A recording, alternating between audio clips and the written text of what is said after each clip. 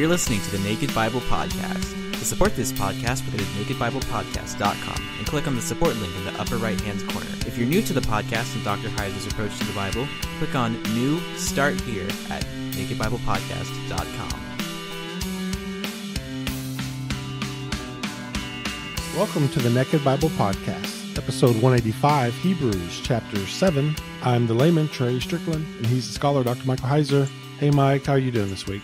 Pretty good. Ready for Melchizedek again. Our boy. This would be the shortest podcast ever, since you'll be referencing... Go listen to other stuff. Yeah. Well, that's all the time we have for now. Yeah, well, that's good. No, before we get started, Mike, I just want to remind everybody that we're going to try to do a get-together in Boston, because we'll be at the SBL and ETS covering the conferences. So we're aiming for Friday, November 17th in Boston somewhere. So stay tuned to that. We'll try to do a live Q&A like we did last year in San Antonio. So yeah, hopefully we'll get, like in San Antonio, we'll get a dozen or so and have a good time. Yeah. Should we say who we have lined up for some of the interviews, or? Yeah, I mean, we can do that. Let's see, going back here into my memory here, I'll mention a few.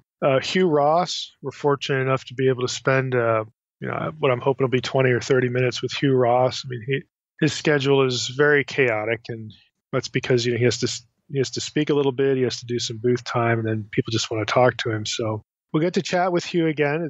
I got to chat with him last year, but just one-on-one at a booth. But it'll be nice to interview him and talk about his recent book. John Walton, we have on the schedule John Goldengay, who is an Old Testament professor. Andy Naselli has a book on the quote higher life, let go and let God approach to the Christian life. He has a book critiquing that. I think that'll be interesting. We have I'm trying to remember their names because I haven't met them before. Gerald Heastrand and Todd, I think it's Todd Wilson. They have a couple books that thematically are about recovering the model of the scholar pastor.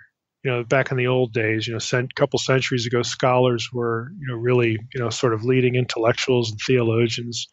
So they're actually, again, trying to kind of restore this model, write a lot about it. So I thought, for this audience, that's going to be an important conversation and expose you to their work too. So that's an illustration. Those are samples of what we have, and some familiar ones: David Burnett, Ron Johnson, Carl Sanders. But it'll be a good time.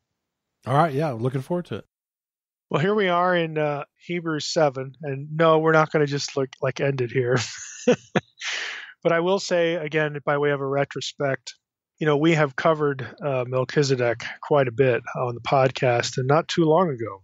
This is sort of part 2 of Christ's high priesthood. We got into the high priesthood of Christ a little earlier, episode 183. In fact, the priesthood of Christ is going to, stretch into Hebrews 10. I made that comment before, but part 1, if we're calling this sort of a second part, the second installment, is episode 183. So, you could go back and listen to that. But even further back than that, not too long, but further back, we had a whole series on Melchizedek that we had. The third, I think it was the third. We did four podcasts on Melchizedek. I think the third one was episode 170, where we did Christ and Melchizedek. And we actually got into Hebrews 7 a lot in that episode. So because of that, we're going to focus today on what we didn't do before. I'm going to do a little summarizing and then transition to newer material. So we're not going to repeat these prior episodes. We're just going to hit a few points real quickly by way of summary. So if you want detail, episodes, 167, I think, on through 170, 171, are all about Melchizedek. You got the episode 183 about first installment for the high priesthood, but if you want the detail, go there. For today, just hitting some highlights and then getting into new stuff, and I think you'll find the new stuff pretty interesting. So let's go to the last few verses of Hebrews 6, which set up Hebrews 7, and jump in there. So Hebrews 6:13, I'm going to read 13 through 20. For when God made a promise to Abraham, since he had no one greater by whom to swear, he swore by himself, saying, Surely I will bless you and multiply you. And thus Abraham, having patiently waited, obtained the promise.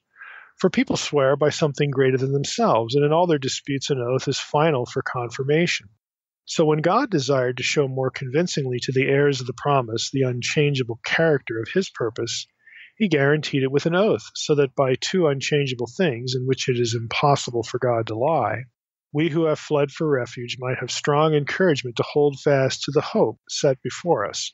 We have this as a sure and steadfast anchor of the soul, a hope that enters into the inner place behind the curtain, where Jesus has gone as a forerunner on our behalf, having become a high priest forever after the order of Melchizedek. Now that, again, reintroduces this, or introduces the Melchizedek idea specifically. There was an earlier allusion again in the high priestly talk that I mentioned just a few minutes ago before. Let's just jump right into Hebrews 7. Again, if you want to listen to the end of Hebrews 6 or the other stuff, please go there. But Hebrews 7, begins this way, right on the heels of that comment that he has been made a high priest forever after the order of Melchizedek. Verse 1 says, "For this Melchizedek, the king of Salem, priest of the Most High God, met Abraham returning from the slaughter of the kings and blessed him. And to him Abraham apportioned a tenth part of everything. He is first, by translation of his name, King of Righteousness, and then he is also King of Salem, that is, King of Peace. He is without father or mother or genealogy, having neither beginning of days nor end of life. But resembling the Son of God, he continues a priest forever. See how great this man was, to whom Abraham the patriarch gave a tenth of the spoils." And that finishes up with verse 4, at least to this point. Now, there's some old material here, again, mostly from episode 170, Melchizedek in the New Testament. There was a significant phrase, and significant phrase number 1, I guess we can call it. "Without father or mother or genealogy, neither beginning of days or end of life, but resembling the Son of God, he continues a priest forever." Now, as O'Brien commented, and I quoted this in the earlier episode, he says, "These remarkable words have been understood in two significantly different ways. The first approach interprets without father or mother as divine predicates, which were well known in Hellenistic sources. Without genealogy signifies unbegotten or uncreated, and therefore of divine generation. While the crucial statement, without beginning of days or end of life, means that he was truly God and not merely a divinized mortal. On this view, if you're going to take these things this way, O'Brien says, Melchizedek is a divine figure, a heavenly being who is not part of this world." End of quote. That's from O'Brien's commentary letter to the Hebrews in the Pillar series. Now, the problem, of course, as O'Brien himself points out, and we talked about, is there's no hint of that stuff in the Old Testament. It is a Second Temple period understanding that Melchizedek is a divine being, but in the Old Testament, you don't get that. Okay, there's just no hint that he's anything but a guy, but a man. So we get into the second approach, again, that O'Brien talks about. The second approach takes the author's statements as an example of an argument from silence in a typological setting. In the first clause, without father or mother, without genealogy, it's understood in purely human terms within a Greco-Roman context. If that's the case, then this would discredit Melchizedek. Without father meant being illegitimate. Someone without a mother was the child of a woman of low social status. Without genealogy meant that that one was disqualified from becoming a Levitical priest, according to Numbers 3:10 and 15 and 16. So that's another perspective. If you don't take these phrases as the language of divinity, well, then you might have other problems on the other side. Again, we talked about these things in the earlier episode. We sort of parked on the notion that the key to unraveling this language without showing disrespect to Melchizedek, without saying, oh, he's illegitimate, his mom was low status, and that kind of thing. The way to unravel it and not make him a divine being, whereas the Old Testament never says that, and create those problems, was really two of these words, that is, without genealogy. The point of this description, therefore, would be a priestly qualification, not that Melchizedek was a supernatural being, but that he was a priest that didn't depend, his priesthood didn't depend on a specific genealogy. That's why we get this talk about we don't have a father or mother mentioned in the Old Testament. We don't have anything like that mentioned. And so this perspective says, well, the reason why those things are absent in the description of Melchizedek was so that no one could say, well, we have the only priesthood that's available is the one from, for the tribe of Levi and all that. If you take that stuff away, and then God calls him a priest, which he does, again in Psalm 110, and of course in Genesis 14, then in God's mind, here is a priest, of the Most High. Here is a priest that God approves of that doesn't need this genealogy. And that's important because the Messiah, of course, would be the son of David, not the son of Levi. And that's why the description, the linkage back to Melchizedek, who doesn't have any particular lineage attached to him, why that becomes significant. So O'Brien says, in this regard, although Melchizedek could not have qualified for the Levitical priesthood, he was a priest of God Most High. And Abraham recognized this. Moreover, since Genesis says nothing about his birth or death, his priesthood is cast as having no beginning or end. It was divinely appointed. That's the end of his quote. In other words, Melchizedek's priesthood, he's not described with any genealogical qualifications, no mom and dad. That's never given. So we're dealing with something outside of Leviticus, outside of the line of Levi that God approves of. And it also, there's no narrative in the Old Testament about Melchizedek's priesthood ever ending. When we get to Psalm 110, it's like still there. It's still in God's mind. This is a legitimate line. This is a legitimate priestly line. And so by virtue of the absence of this information, no genealogy, it's never said to have ended. That, again, suggests to the reader, and this is what the writer of Hebrews is picking up on, that this is a priestly line that God approves of, that doesn't depend on Levi and didn't have an end. It's still ongoing. Now, when you marry that to the son of David and some of the messianic characteristics, it makes sense because you have, as things keep going, you have this relationship between the king and the king as God's son, and then you get the incarnation later on. It's sort of part of a sensible part of a whole package. Now, again, this is me talking now, not O'Brien or anybody else. This is the way I summarized it in the early episode. I said the implication is that Melchizedek was still a priest of the Most High, regardless of ancestry. There's no need to worry about Jesus not being from the tribe of Levi. Okay, you call him a priest. Well, you can't do that. He wasn't a Levi. You don't have to worry about that. We don't need to worry about Levi. This is a different priesthood. It's also approved of God, and one that is cast that way because it didn't originate with a tribe and is never described as having an end. As such, physical succession to Jesus of Nazareth isn't an issue because the priesthood his ministry follows wasn't linked to a lineage. It was dictated by God alone. And that I think that's, again, the importance of this linkage back to Melchizedek. Lastly, one other line from O'Brien. He said, and I used this in the earlier episode, but it's worth repeating here. He says, consequently, Melchizedek foreshadows the priesthood of Christ at that point where it is most fundamentally different from the Levitical priesthood. In other words, it's not dependent on tribal lineage. Now, significant phrase number 2, or significant set of ideas number 2, is this line in, again, what we read here of that Melchizedek resembles the Son of God. Resembling the Son of God, Melchizedek, becomes a priest forever. Now, note the wording. It is Melchizedek who resembles the Son of God. The point isn't that Jesus resembles Melchizedek. Okay, it's the other way around. Melchizedek is the one who resembles the Son of God. Because Melchizedek resembles Jesus, his priesthood is to be understood as being independent of lineage and one begun by God and never terminated. And so while Second Temple Jewish texts, again, we spent a whole episode on those texts with Melchizedek, while those texts thought about Melchizedek in divine terms, the reason for doing so was misguided. But the notion is still valid if one sees how the Messiah was a priest according to Melchizedek's priesthood. And the Messiah, not Melchizedek, was divine. In other words, the idea that Melchizedek had something to do with a divine Messiah was on target, but not because Melchizedek was more than a man. It was because Jesus, the son of David, the Messiah, he was more than a man. And Melchizedek resembles him, not the other way around. Now, we had gone over all of that, again, in earlier episodes, so I'm going to leave it there, and we're going to move on to new stuff, new points of focus. And really, there's going to be two drill-down places in this episode when it comes to Hebrews 7. And really, they're found in Hebrews, the rest of the chapter, Hebrews 7, 11 through 26. Now, I'm going to read all of that. That's the rest of the chapter. But I'm only going to focus on Hebrews 7, 4 through 10 in these two drill down points. Verses 11 through 26 basically derive from verses 4 and 10 or reinforce ideas about Christ's priesthood we've already discussed. Frankly, verses 4 through 10 is the really interesting material for today because it's new.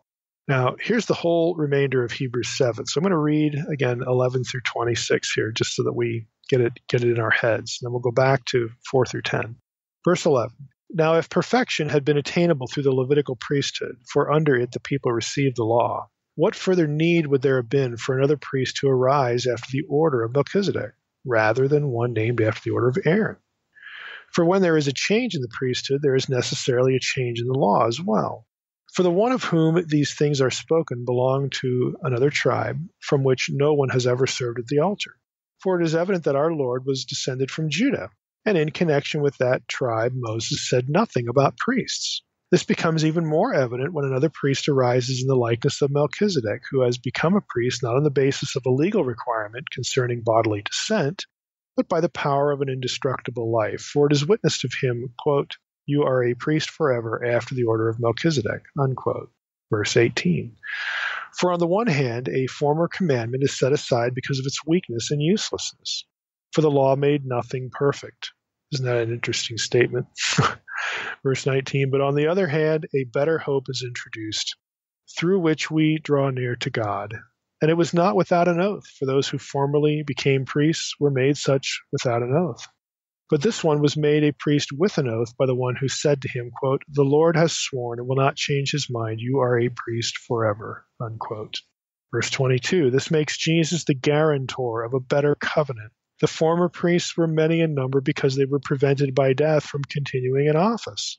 But he holds his priesthood permanently because he continues forever. Consequently, he is able to save to the uttermost those who draw near to God through him, since he always lives to make intercession for them. For it was indeed fitting that we should have such a high priest, holy, innocent, unstained, separated from sinners and exalted above the heavens. He has no need, like those high priests, to offer sacrifices daily, first for his own sins and then for those of the people, since he did this once for all when he offered up himself. For the law appoints men in their weakness as high priests, but the word of the oath, which came later than the law, appoints a son who has been made perfect forever. That's the whole of chapter 7. Let's go back to verses 4 through 10 and hit the first of our drill down points.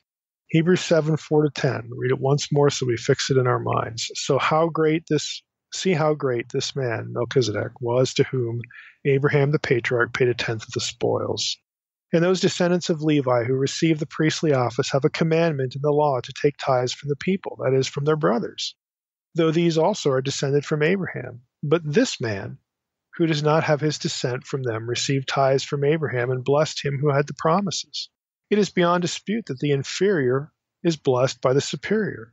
In the one case, tithes are received by mortal men, but in the other case, by one of whom it is testified that he lives. One might even say, this is verse 9, one might even say that Levi himself, who receives tithes, paid tithes through Abraham, for he was still in the loins of his ancestor when Melchizedek met him. That's the end of verse 10. So we have a couple of items to cover here. The first one isn't really transparent from verses 4 through 10, but is related to the content. And this question has come up in Q&A episodes before. That is the question, was Melchizedek Shem? Okay, Shem, the son of Noah. Now, Lane in his commentary writes, in the Targumic tradition, Targums were Aramaic translations of, in this case, the Old Testament. You also have New Testament Targums. That would be Aramaic translations of the Greek New Testament. But in the Targumic tradition, Melchizedek is identified as Shem, Noah's son, and it is specified that he served God, quote, at that time. Typically, or you find this in Targum Pseudo-Jonathan in Genesis 14:18, and some other sources. Now, I might as well, Targum Neophiti, again, you find it there too. So there are some fairly significant Targums, Aramaic translations of the Old Testament, that when you hit Genesis 14:18, the translators throw in this idea that Melchizedek was Shem. Now, Targums, again, these specific ones that I mentioned, are dated anywhere from the 1st to the 9th century AD. So they post-date the Old Testament by centuries. They are, again, pretty loose translations, but they reflect some ideas that were around in the Jewish community, what we might think of as the rabbinic community. And so in a couple of Targums, this idea, leaks its way into the actual translation, even though in the Hebrew text of Genesis 14:18, there's nothing like this. There's no connection to Shem made in the Hebrew Bible specifically. Now, I've already said, again, in Q&A and other contexts, I don't think Melchizedek was Shem. I mean, there's no biblical evidence for that. But nevertheless, you have it here in these sources. Now, I want to quote from about the date, just so that we sort of, give some weight to this. There's a whole series put out by Liturgical Press on the Aramaic Targums. You can get English translations of the Aramaic Targums and then commentaries on those Targums in this multi-volume series of books. So this is from Targum Neophiti in this series, Aramaic Bible, Targum Neophiti 1, that is Genesis. It's translated by Martin McNamara, who's a very well-known Targumic scholar. And the editors are Cathcart, Mayer, and McNamara himself. They write this about the Targum Neophiti and then some of this other stuff about Targum Pseudo-Jonathan, their dates. They write, Neophiti, part of what scholars call the Palestinian Targums. There is very strong evidence from rabbinic sources that written texts of the Targums of the Pentateuch, therefore the Palestinian Targums, existed at least in the late 3rd and early 4th centuries of our era, that is AD. And there are indications that they were known there earlier still. So they're going to go back to the 1st century. Now they continue and say this. About Targum Pseudo-Jonathan, opinions expressed on the date of Pseudo-Jonathan range from the time of Ezra, or shortly after it, all the way to the time of the Crusades, which is a considerable range of opinions. Although Pseudo-Jonathan certainly contains ancient traditions, many recent authors argue that this Targum received its final form after the Arab conquest of the Middle East. Splansky believes that Pseudo-Jonathan dates from the 9th or 10th century. His main arguments may be summarized as follows. The reference to Adisha and Fatima in Pseudo-Jonathan of Genesis 21:21 should not be seen as an insertion. The source of the Midrash could not have originated before 633 CE or AD at the earliest. Again, these are known entities. Pseudo-Jonathan makes use of pre and both PRE, it's an abbreviation for a text in the Tanchumas, a fact which points to the 9th or 10th century at the time. That's really obscure stuff. Here we get to something that's a little bit more interesting, a little more discernible, I would say, to a popular audience. They write, the way in which Pseudo-Jonathan represents the Midrash about Abraham's refusal to bless Ishmael in Genesis 25:11 betrays an anti-Muslim polemic. And the reference to the blemish of Ishmael and the blemish of Esau in Pseudo-Jonathan Genesis 35:22 can best be explained against the background of a world divided between Arabs and Christians. There are possible indications in other texts in Pseudo-Jonathan that they date from a time after the Arab conquest. And then he starts talking about calendar and things like this. Basically, the point is that there's stuff in Targum Pseudo-Jonathan that contains the Shem tradition we're talking about that sort of reflect a problem with Islam. And if that's the case, then you're talking about 5th, 6th, 7th century and beyond history. And when we've got a divided Middle East. So this is why, primarily, when it comes to Targum Pseudo-Jonathan, that scholars, argue that, look, this is pretty late. It's pretty late material. It contains, some older ideas that you can find in other texts, but this is late material. The Targums are centuries, at least a few centuries after the Old Testament period. Now, I'm going to read you, just because I think it's kind of interesting. I'm going to read you Targum Pseudo-Jonathan of Genesis. This is what you'd actually read in this Aramaic translation of Genesis 14, verses 14 through 18. This is the Melchizedek passage. Now, if you were following along in your Old Testament English translation, and I'm going to quote the English translation of Cathcart, Mayer, and McNamara, you're going to see right away, boy, there's stuff in there that I don't have in my Bible. And yeah, that's true. There is stuff in there you don't have in your Bible because they frankly feel very free to add details. This is not a text critical issue where, some Hebrew manuscripts have this extra stuff about Shem. There's actually no evidence for the stuff about Shem. They make it up. They add it. And we're going to talk about why they added, why it made sense for them to do it. But when they created this translation, they just add material. So here we go. Targum Pseudo-Jonathan of Genesis. Genesis 14, beginning in verse 14 of that chapter. When Abram heard that his brother had been captured, he armed his young men whom he had trained for war, who had been brought up in his house, and they did not wish to go with him. So he chose from among them Eleazar, son of Nimrod, who was equal in strength to all 318 of them, and he pursued them as far as Dan. The night was divided for them on the way. One part fought against the kings, the other part was kept in reserve for the smiting of the firstborn in Egypt. Like, what in the world? The firstborn in Egypt? Yeah, I know it's hundreds of years later, but just bear with me. And this is what the Targums do. They just add stuff. They make stuff up. He arose, this is still in verse 15, he arose, he and his servants, and smote them and pursued those of them that remained until he remembered the sin that was to be committed in Dan. Again, which is way future, which is north of Damascus. Verse 16, he brought back all the possessions. He also brought back Lot his kinsman and his possessions, as well as the women and the rest of the people.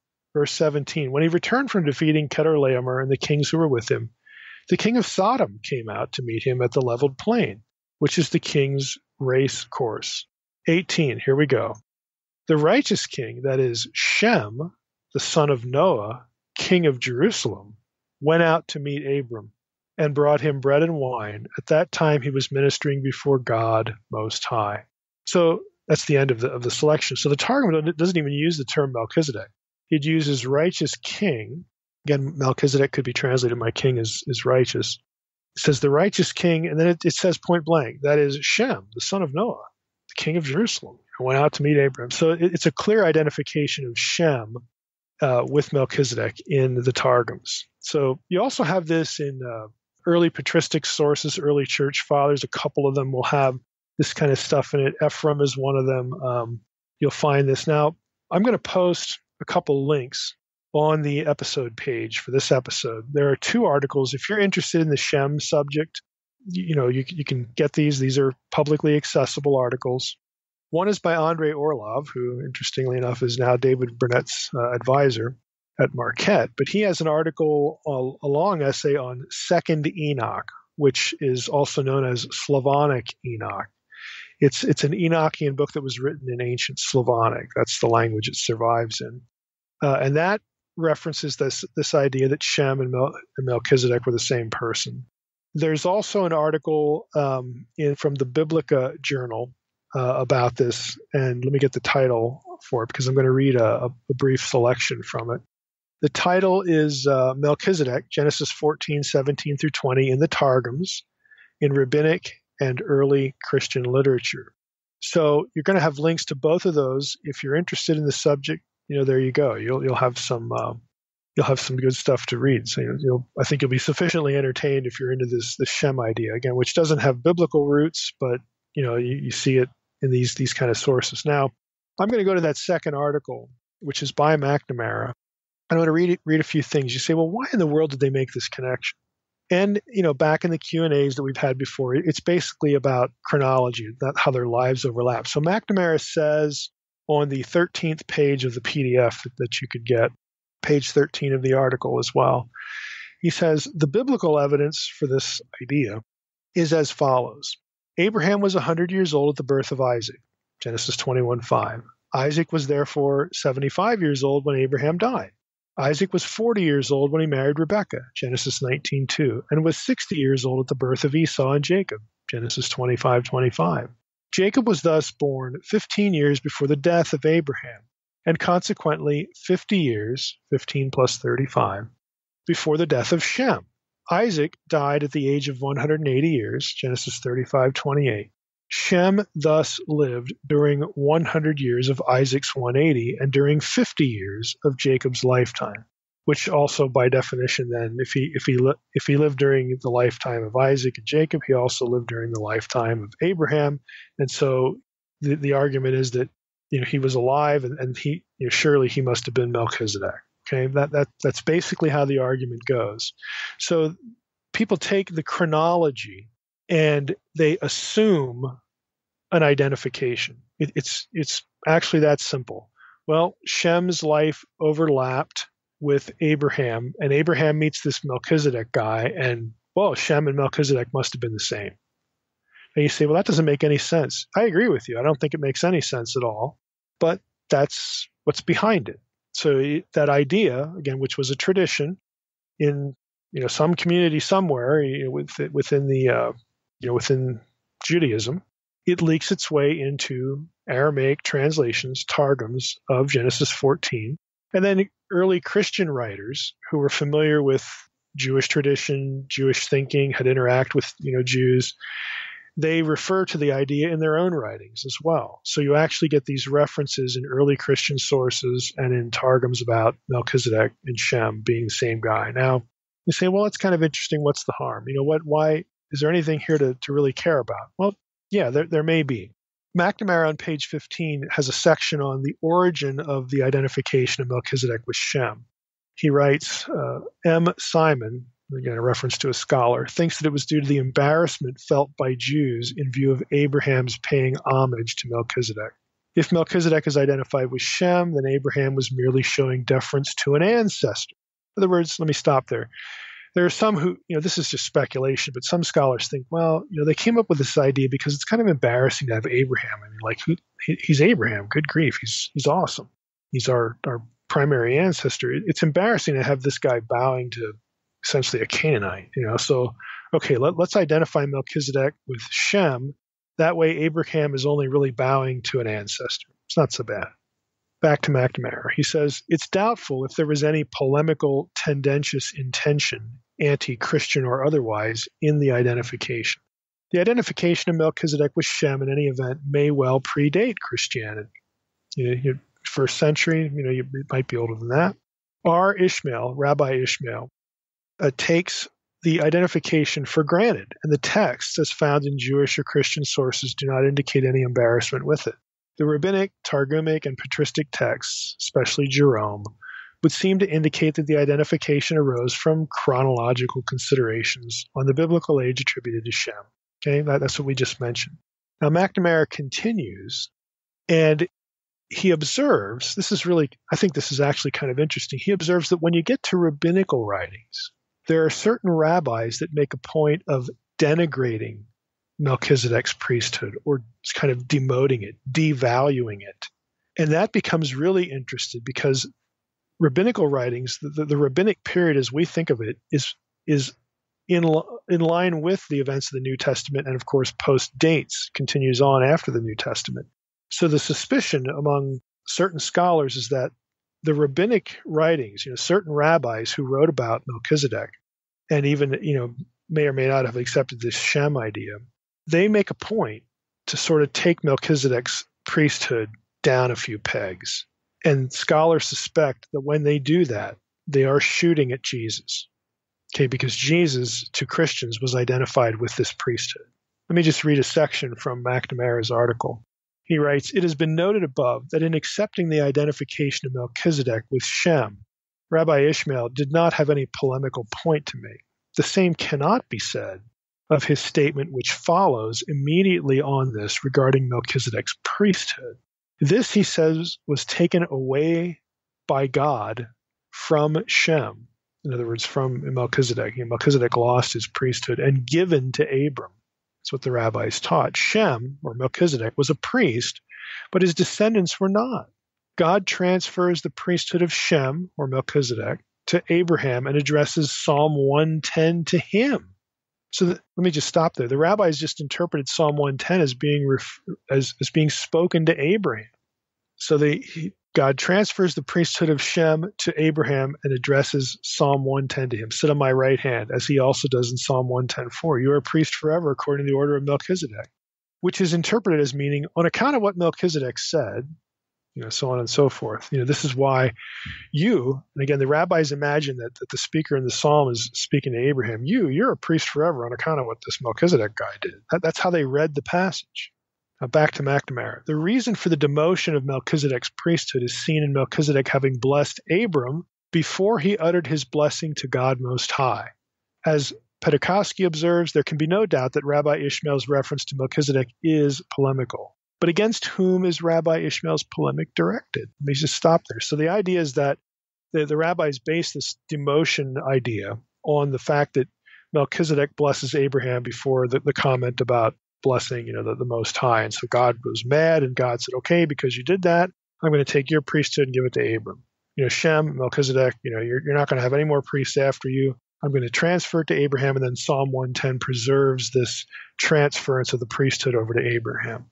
Well, you see what that does. It's going to be a slam, to Christians who are identifying Jesus with the priesthood of Melchizedek. So back to McNamara, he says one possibility is that his target is the Christian understanding of Melchizedek's priesthood, particularly as presented in the Epistle to the Hebrews, specifically Hebrews 7, with the use of Genesis 14:17 through 20 and Psalm 110:4.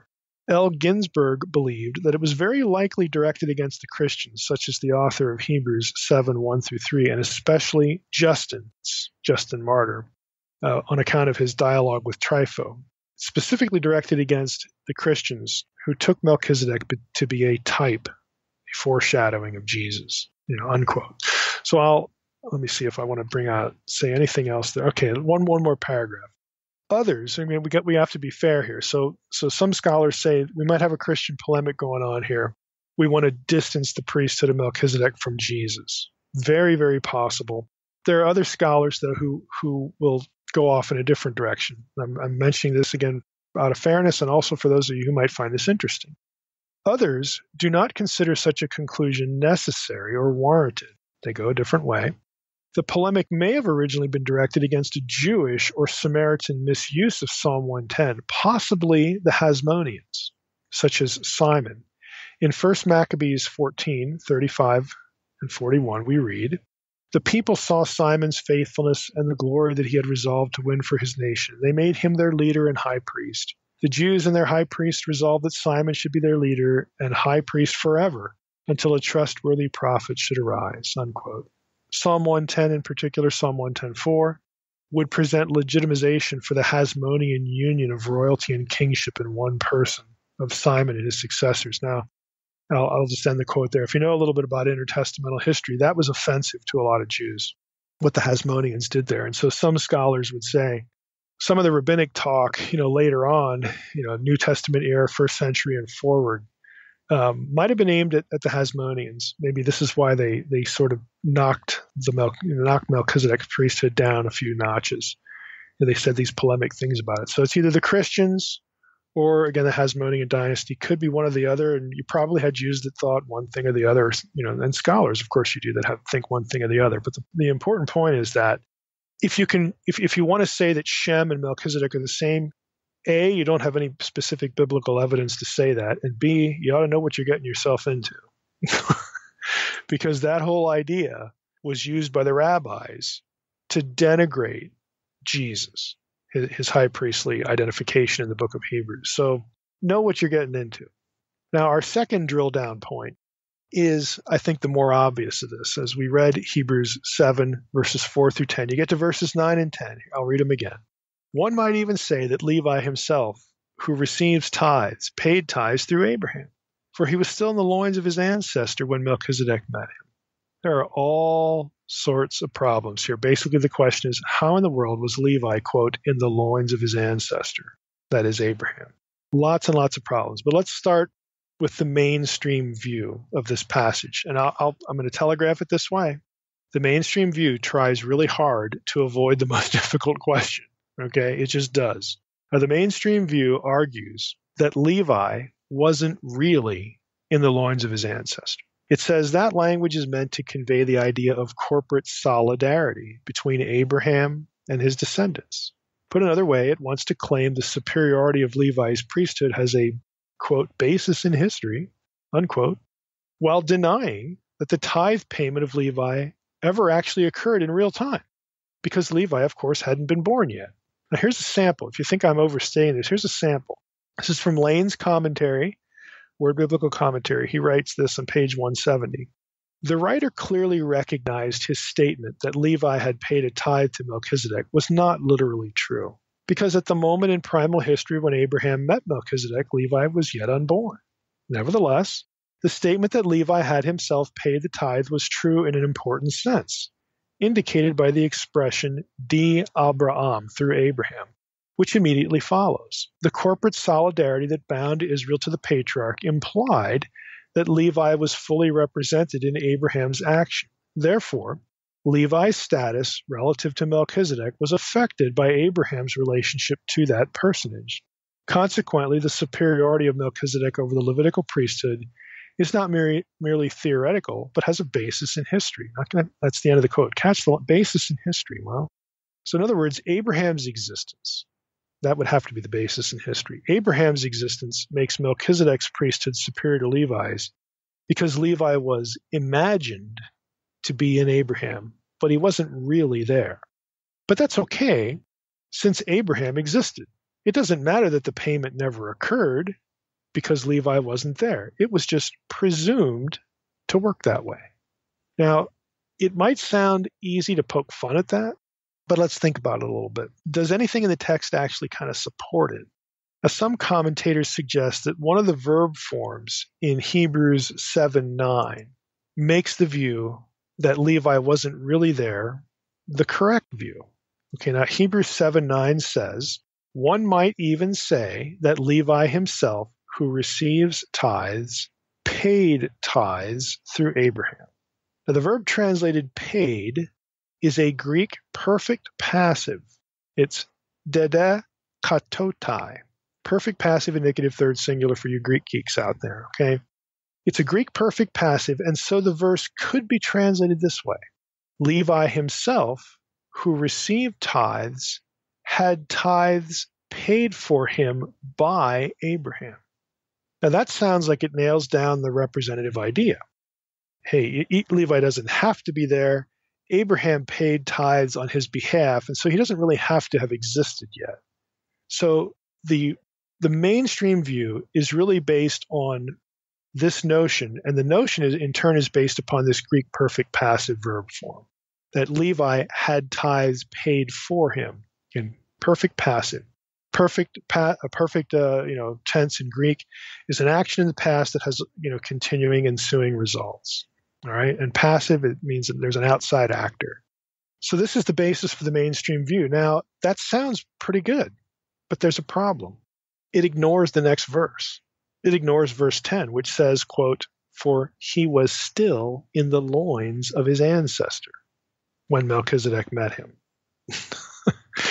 So it sounds wonderful in verse 9. Hey, there's a grammatical argument to be made here for the mainstream view. Yeah, well, let's not look too closely at verse 10 because that has Levi in the loins of his ancestor. That's the problem. Now, B.F. Westcott, who really deftly handles the passive in Hebrews 7:9, when he gets to verse 10, he just basically says a lot of blather. Okay, he basically obfuscates. I'm going to use him as an example, because he does a really neat job pointing out the perfect passive. And then he gets to verse 10, he writes this. The repetition of the phrase, which occurs again in the New Testament only in Acts 2:30, that is this idea about being in the loins. Okay, in Acts 2:30, it literally says to set one from his loins on the throne. So this idea only occurs there. But this phrase emphasizes the idea of the real unity of Abraham's race in the conditions of their earthly existence. By this teaching, a mystery is indicated to us into which we can see but a little way, a final antithesis in our being. We feel at every turn that we are dependent on the past, and that the future will depend in a large degree upon ourselves. This is one aspect of life, and is not overlooked in Scripture. At the same time, it does not give a complete view of our position. On the one side, our outward life is conditioned by our ancestry. On the other side, we stand in virtue of our spirit in immediate personal connection with God. Each man is at once an individual of a race and a new power in the evolution of the race. That's the quote. That's the commentary on verse 10. It basically just says a lot of stuff elegantly, but it really doesn't say anything. It doesn't address the problem. So again, basically, the commentators, again, who argue for the representational view, to use Guthrie's words, that Abraham's payment of tithes could be transferred to his descendant Levi, they do so on the basis of verse 9 because of the perfect passive, and then they never deal with the quote, still in the loins of his ancestor in verse 10. That is the fundamental problem. Verse 10 is the fundamental problem. So here's essentially the mainstream verdict. You presume that the language of verse 10 is about, let me just say that again. You presume that the language of verse 10 about still being in the loins of his ancestor doesn't deserve a whole lot of attention. It's just part of expressing the idea of verse 9, that Abraham represented his ancestor, or that Abraham's ancestor would have done the same thing as Abraham did if he had been there. That's where you have to go. The question before us, therefore, is how to take Hebrews 7:10 seriously. If you don't go with a representational view, that it's just another way of saying what's in verse 9. If you don't do that, you more or less deflect the attention away from verse 10. What do we do with it? And again, we get all sorts of problems here. Let's just start with a question. Did the writer of Hebrews, and other original New Testament writers and readers, people living at this time, did they believe that Levi, a son of Jacob, existed as a preborn person in the loins of his great-grandfather Abraham? Did they believe that? In other words, was Levi really there in Abraham's loins? That's the question. And that's the question that commentators basically nearly universally don't even think about. They don't even raise it because it's an edgy question, but it's a quite understandable question. Did they believe that or not? Instead, we get, don't worry about verse 10. It's just part of expressing verse 9 that Abraham and Levi were identified. I'm sorry, but that's really, for me anyway, that's just really not satisfactory. Now, today, we would say, with pretty secure scientific justification, that personal existence requires embodiment. Again, we can't really perceive it any other way if we're trying to think scientifically. That requires materiality, which materiality naturally comes from two genetic contributors, a man and a woman. You can't have human embodiment without that, normally anyway. I mean, now there are other ways given like cloning and synthetic biology, but just normally, you can't have a full human being, with embodiment, with materiality, any other way than by two genetic contributors, a man and a woman. Consequently, Hebrews 7, 9, and 10 can quite easily be read as a quaint, completely unscientific idea if the writers really believed Levi was there, and if we're evaluating on scientific terms. So now we have another question that needs answering, one that some listeners might think is easily answerable, but it comes at something of a theological cost. Here's the question. If this passage suggests that the writer believed you could have an actual human person existing prior to birth, think about that. If Levi really was there, he really was in the loins of Abraham, that means he existed prior to birth or prior to embodiment. Then how do we avoid the conclusion that, on one hand, this is patently unscientific? How do we avoid that conclusion without requiring the doctrine of pre-existence of the soul or contradicting other points of biblical theology? In other words, can we argue that the Bible has a concept of person that doesn't involve embodiment? The short answer is, well, maybe, or yeah, you can do that. But if you affirm that, it produces pre-mortal, that is, pre-embodied existence, what we typically think of today as pre-existence. We could also call it maybe non-terrestrial embodied existence, some form. I mean, this is what you're getting at. If you assent again to this idea that Levi was actually there, it's not just if we're talking about physically there, then we've got a real problem, because then we've got a scientific error. We've got a scientific thing that just can't be. But if you say, well, maybe Levi was there without a body, maybe you can have persons.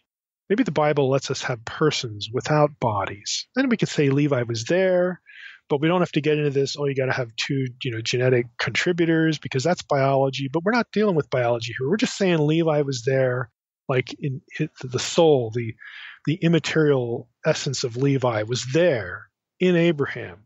We have Levi as a person there without a body. Does the Scripture allow us to speak of persons without bodies? And if it does, if we answer that question yes, how do we avoid pre-existence of the soul? Because that has problems too, or at least that's the way that doctrine has been perceived. Listeners might know that in the history of Christian theology, that position, pre-existence of the soul, has been declared a heresy for about, I don't know, it's not 2,000, let's call it 1,500 years. Okay. So again, this is why there are reasons why why Christian theologians don't want to go to pre-existence of the soul.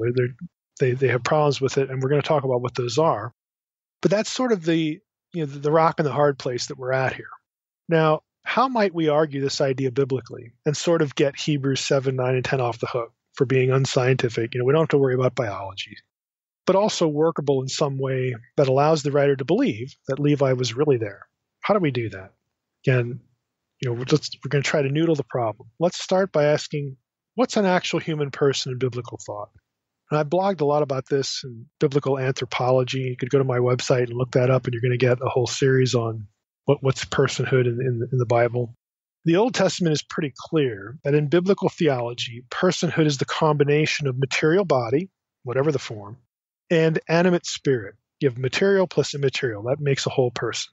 So Adam, or Adam, humankind, if you want to take it that way, became a living being when animated by God's breath. You have Genesis 2:7. Let me read it to you. Then the Lord God formed the man from the dust of the ground and breathed into his nostrils the breath of life, and the man became a living creature. Okay? That description is euphemistic for the act of God in making humans animate beings. The language describes soul or immaterial part of the person because each successive human doesn't need to have God breathe into him. So we can't say that this is how every soul, every person comes into being. We don't have God like somewhere breathing. God doesn't have lungs for one thing, but you get the idea. We don't have each person born because God, breathes into them. We don't have that described in the Old Testament. We have it described with Adam, and then thereafter, humans reproduce. They're made to reproduce. So the language, again, is euphemistic for the fact that God made humans animate life forms. That's really what it means. The description, isn't about each successive person needing to have God breathe into him like they did Adam. The description also isn't about consciousness per se, because people who are asleep or in a coma can rightly still be said to be alive. The contents of the womb are alive before evidence of cognition is revealed or possible. I mean, it's still a living thing. A living entity whose DNA says human is by definition a living human, no matter how hard our culture wants to deny the obvious logic of that. I would also say that the language of Genesis 2:7 is not describing a special, immaterial part of humans, because the phrases breath of life and living soul are both used to describe animate animal life. Breath of life is used to describe animals in Genesis 1:30, Genesis 6:17, Genesis 7:15 and 22. That is just a sampling.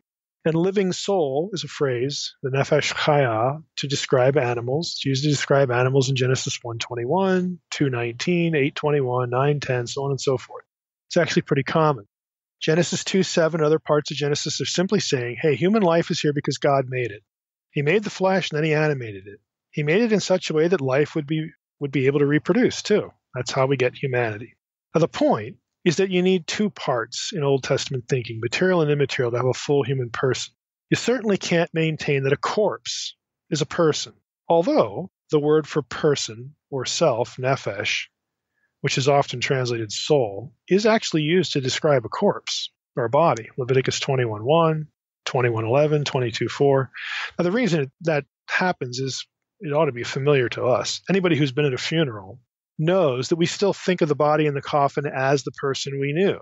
The body takes on the person's identity in those kind of contexts. But the body having only the flesh, only the corpse, there really isn't the person, and we know that. So you can't really say you have a person when you just have a corpse. But can we say that we have a person without embodiment? Okay, that might help argue that Levi was inside the loins of his father, having nothing to do with biology, because it has nothing to do with embodiment. Now, example, 1 Samuel 28:13. You have the disembodied Samuel appear and have a conversation with Saul. You have Moses and Elijah at the Transfiguration. Now, here's the question. Do they have bodies? Well, they're visible as men, but does that mean that we have embodiment here? Or is that just a phantom visualization that is nevertheless really them? In other words, is it just visual, or is it actual embodiment? Not quite the same thing. Now, it seems to be the case, because we don't really have any other way to argue it in context, that what we have in 1 Samuel 28:13, the Transfiguration, Moses and Elijah, we have just a visual representation that was truly those individuals, but we don't actually have embodiment. We just don't have that in the context. But that's muddled by the fact that the Bible has spirit beings who can assume actual corporeal embodiment, like angels, okay? But perhaps that's an attribute or ability that doesn't really apply to post-death human persons like Samuel and Moses and Elijah. Maybe it's better to speak of personhood continuing on after death without embodiment. You see where I'm going here? Maybe, and this will sound odd to us because we must have embodiment for identity, at least in our human experience, maybe scriptural portrayals like that of Moses and Elijah at the Transfiguration just tell us that they're still persons and they're with the Lord. That Peter, James, and John were essentially shown a form that wasn't really embodied, but it was still them. It was still Moses and Elijah, but they were visualized. Now that seems workable from the scriptural data. You still have a person. You have a person without a body. But can we have the same idea, a human person without embodiment, before birth instead of after death? Because all these examples are after death. Can we have human personhood without embodiment before birth, before mortal life on earth? If that can be established, then we have a workable solution for Hebrews 7:10, at least in theory. Levi could have really been there if we divorced the language from biology and from any embodiment at all. What would be better is the notion of pre-existence apart from any embodiment. That's where we're sort of angling for here. Now, I'm sure many listeners know that the idea of pre-existence like this is very controversial. Noted before, again, I think the idea is on the table. We'll see why. But 98, 99% of Christian theologians, evangelical or otherwise, will call the whole idea aberrant, or even label it heretical, as though they're supposing everybody in the early church agreed on the matter, which they didn't. I've mentioned that the book by Givens, When Souls Had Wings, Pre-Mortal Existence in Western Thought, it's quite good. I'm actually going to, if we have time, I'm actually going to read you a little bit from it about Augustine, because the point needs to be made that, yeah, just about everybody you'd talk to would say, well, that's heresy. But guess what? Augustine didn't reject the idea. It's commonly thought that he did, but he only rejected a certain form of it. There were lots of people in the early church that took this seriously, that like this was on the table. It was a possibility as an explanation for the origin of the soul, pre-existence, pre-mortal existence, real persons without bodies. Now, just because people fear the idea, presuming it's heresy, they might say, oh, Mike, this is just a silly rabbit trail. The language is just about corporate solidarity or ancestral solidarity. It makes no actual claim to personal existence before birth. Don't worry about Hebrews 7:10. Well, none of that's news to me, but that isn't the question that needs attention. There's certainly solidarity being struck in Hebrews 7, 9, and 10. But the real question is, what's the basis for it? The basis is Levi paying tithes, quote, while still being in the loins of his ancestor. I mean, it's something we need to think about. Again, let's think of it, take another little sort of sidestep here and think about another little angle. If the writer wasn't saying Levi was really there in the loins of Abraham, and so Levi didn't really pay tithes to Melchizedek through Abraham because he didn't actually exist yet. That's Lane's view. We read it. If the writer is saying Levi wasn't really there, he didn't really pay tithes because he didn't exist yet, is Levi's priesthood really inferior to Melchizedek's? If Levi was never actually there in any way, how does the claim stand? Now, I can't help thinking that commentators ought not to presume that people in the first century or earlier would have thought the way they do, the way we do as moderns. Would ancient people really have rejected the idea that Levi was actually there in the loins of Abraham in some way that didn't require embodiment of any kind? Personally, I'd like some evidence that the writer of Hebrews would never have had that thought. I'd like some evidence for that, rather than just us assuming it, rather than just commentators assuming it.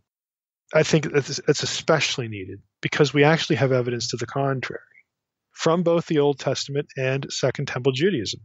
You can actually find things said, things written about this notion of non-terrestrial, pre-mortal pre-existence. I'll cite one biblical example. Okay, this isn't the only one, but I'll give you this one. Just think about the passage. It's not going to nail anything down because you can look at it a different way, and I'll get to that. But think about this passage. This is the call of Jeremiah. It should be familiar to a lot of listeners. Now, the word of the Lord came to me saying, this is Jeremiah 1, 4, and 5. Word of the Lord came to me saying, before I formed you in the womb, I knew you. And before you were born, I consecrated you. I appointed you a prophet to the nations. Now, reading this passage as pointing to pre-existence is possible. I mean, it is possible to read that and think that what we're reading there is that Jeremiah existed before he got in the womb. Before I formed you in the womb, I knew you. How can God know a person who's not a person, who doesn't exist? And you could look at it that way and ask those questions and say, well, Jeremiah 1, 4, and 5, I could see how that would teach pre-existence without embodiment. But the language could also be read as indicating just sort of a generic statement about God's omniscience. Well, God knows everything. God knows everything ahead of time. That's all it means. And, I have to be fair. Yeah, you can read it that way too. But there are some, again, who read this passage and other passages as pointing to pre-existence that didn't require a body. Let me ask this question. Why is it not read as pre-existence? What are we afraid of? Do we not read it as pre-existence because some early church thinkers just didn't like it? Honestly, for a lot of people, yeah, that's why we don't read it as pre-existence, because we just don't want to go there. Now, honestly, that's not an acceptable answer in and of itself. Most of scholarship on pre-existence sort of sidesteps this question. It talks about Christ's pre-existence. Again, that's a good topic. It's important. But a lot of sources really sidestep this. There are some exceptions. Now, if you are a subscriber to my newsletter, again, just go to drmsh.com, right-hand column, click on the link for the newsletter and subscribe. At the bottom of every newsletter issue, there is a link to an archive of podcast articles that you can get to for free. I'm going to put a 1966 dissertation in that folder. The title of the dissertation, it's by Robert Gerald Hamerton Kelly, is The Idea of Pre-Existence in Early Judaism, a study of the background of New Testament theology. Now, a lot of it is going to be talking about Jesus and pre-existence, but there are parts of that dissertation that get into the notion in Judaism and drawing on some Old Testament passages about persons pre-existing, about objects pre-existing, like the Torah. There was this sort of pre-existence category for things in Judaism. Now, why don't Christian theologians take pre-existence seriously today? I mean, they can read this stuff, and this isn't like secret knowledge here. You can go get this stuff and find it. Why don't we do that? I've already answered the question. It's basically because of church tradition. Why didn't some early church thinkers, why didn't some early church people, theologians, why did they not embrace pre-existence? Why did they reject it? The real answer to this is because of the flawed thinking about Romans 5:12. I'm not going to drift into Romans 5:12 here. If you go up to my website, drmsh.com, put in Romans 5:12, you're going to get lots of material. Most Christian traditions teach that Romans 5:12, and I'll read the verse to you in the ESV. Therefore, just as sin came into the world through one man, and death through sin, so death spread to all men because all sinned. Or other translations will say, so that all sinned. Most Christian traditions say that verse teaches inherited guilt. Okay, inherited guilt, that Adam sinned and the rest of humanity, either he represented them all, in other words, God makes us all guilty for what somebody else did, or we were, quote, in Adam. We were put there. We were created, there to be in, we were there pre-existing in Adam, or somehow existing is probably a better way to say it, because people don't want to go to pre-existence. And we inherit his guilt because we somehow sinned with him. Now, because of that, because this idea is drawn from Romans 5:12, and I hope you notice that the verse never actually says that. It says what is inherited by Adam because of Adam's sin is death. It doesn't say sin. It doesn't say guilt. Okay? Romans 5:12 really sort of steers this bus. It drives the bus.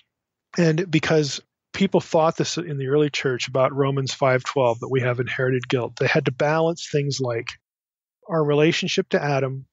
Where does the soul come from? Because it's the soul that's sinful. Okay, we inherit guilt. How is sinfulness passed on, transmitted? What about predestination? What about free will? They had to struggle with all of these topics. And if guilt is part of the way this gets discussed, it gets kind of freaky to have pre-existence. You say, why? Well, if the souls pre-exist their birth, okay, their entrance into mortality, mortal life, how do they become sinful? Do they get plopped in there? Does God say, hey, you, soul number 14, okay, you go over that's the body I'm assigning you.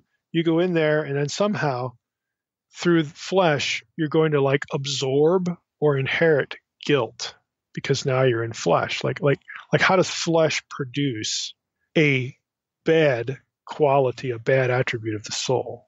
when the soul pre-existed and didn't have it. Well, that was nice of you, God. You sent me to the body, and now I'm condemned. How is God good? What did that soul do at all? He wasn't even in Adam from the beginning in that reconstruction. There's lots of different ways to parse this. In the early church, I'm just giving you an illustration of why one reason it could be problematic. You had the same idea for the origin of the soul called creationism, where traditionism said that the soul is created by the human parents. And then, of course, the conundrum there is, well, how can biology create an immaterial thing? How can the material create something that's immaterial? It's just kind of weird. Creationism had the problem of, well, okay, God just creates the soul on the spot. We don't have pre-existence. He creates each soul on the spot, puts them in there, but then God has to create them guilty, because you can't really inherit guilt from biology. That you had all these problems floating around, and the discussion was steered by a certain understanding of Romans 5:12. Now, again, this book, When Souls Had Wings, I'm not going to take time to read from it. I'll have to think about it. I could probably, photocopy a couple of pages and put them up. But I want people to see. I want people who are listening to this podcast to realize. And I use Augustine in the pages I was going to read, but we're getting pretty long here. Augustine is such an important figure, a central figure. I want people to see that even in the course of his writings, he puts all of the views of the origin of the soul on the table and says, you know what? We just can't really know, and they're all worth discussing. Now, he objected to Origen's particular take, or he didn't want to sound too much like Origen, because Origen had other doctrinal problems, and he eventually gets anathematized. So Augustine's problem is that he has to steer clear of Origen, but he sees the weaknesses of the other views. And so what he eventually actually decides, and we have to throw Pelagianism in here, the whole controversy over free will, because Augustine wanted guilt to be inherited. He wanted predestination. He didn't like, the whole free will, take too much free will. And so where Augustine actually lands is he lands with a tradition view, despite its problems, because that view allows him the most latitude to argue for predestination and human transference of guilt. He never actually comes out, and again, I'll put the pages on the website. He never actually comes out and says preexistence is an unworkable, terrible, heretical idea. He doesn't do it. But yet his opinion, veering away from that and the opinion of others, has been construed as taking preexistence completely off the table. And again, as I've said before on the podcast, I think it should be on the table. I'm not going to pretend, that we have all the answers here. But by way of, wrapping this up, I want people to learn this, who listen to the podcast. The issue should always be, what can the text sustain? The issue shouldn't be, what did Augustine say? What did Calvin say? What did Luther say? And, those guys say lots of good things. Sometimes I think they say lots of kind of bad things, or truly bad things. But that isn't the question. Okay, the question should be, what does the text sustain? So to wrap up here, again, what about Levi being really there in the loins of his father? I think that is a possibility. I don't see any evidence, and I haven't been shown any evidence, that biblical writers would have dismissed the idea out of hand. And I think that's because you have, again, these instances where, if I can say it this way, embodiment, or we don't quite need it to still be talking about persons. The clear examples are post-death, and we have to ask ourselves, well, can we use the post-death examples to talk about pre-birth? And that's when you get into passages like Jeremiah 1. You get into pre-existence passages. The text could be read that way. And if we want to go that direction, that might help us deal with Hebrews 7:10. That's my point today. The text could allow this. We should not dismiss it because we just don't think that way. I'm not dismissing the idea of corporate solidarity between Abraham and Levi. That's certainly true. Again, that's not the question. The question is, what is the basis for it? And what do we do with the language of verse 10? I'm suggesting we shouldn't just fold the language of verse 10 into verse 9 and just say, let's not worry about it. Let's not worry about the details of verse 10. I just don't think that's an honest way to proceed. And I don't think that it can be demonstrated that biblical writers would not have thought that Levi was actually there somehow. So for me, I don't take Romans 5:12 the way most people do. I don't have a problem with preexistence per se. I can't say that Scripture teaches the idea with certainty. It might teach it. If it did, that could account for the language of Hebrews 7:10. We could argue Hebrews 7:10 is sort of like Jeremiah 1. It reveals something God knew and revealed about someone existing, but not yet born. And it reflects a verdict, that is, Levi's priesthood is inferior to Christ's and Melchizedek's, that has its basis in that knowledge and in the real existence of Levi prior to birth. In other words, it takes Hebrews 7:10 seriously. The solidarity between Abraham and Levi is based on a metaphysical truth that could be attached to events on earth. That's what I'm saying. Now, if we don't take that view, we're either left with the consensus view that God more or less transferred Abraham's payment to Levi, and Hebrews 7:10 doesn't have a real-time meaning in any historical sense. It's just figurative language or something like that. It's not historically or metaphysically true. The language is just meant only to convey the principle of solidarity. So you either take that view or you take the one I just articulated a minute or so ago instead of it. But again, the question should always be, what can the text sustain? How do we think about the text in its own context? And what can it sustain in terms of interpretation? All right, Mike. Well, that was a little bit more than referring back to your old podcast. So I guess Yeah. that was better than expected. All right, Mike. Well, we'll get our listeners out on this. Over the next week or two, we'll be releasing our conference podcast. So I'll try to get those out as we do them. But the next week and the week after that will be filled with conference interviews and hopefully our live Q&A. So be looking for that, and then we'll pick up Hebrews after that again. And with that, Mike, I just want to thank everybody for listening to the Naked Bible Podcast. God bless. Thanks for listening to the Naked Bible Podcast. To support this podcast, visit www.nakedbibleblog.com. To learn more about Dr. Heiser's other websites and blogs, go to www.drmsh.com.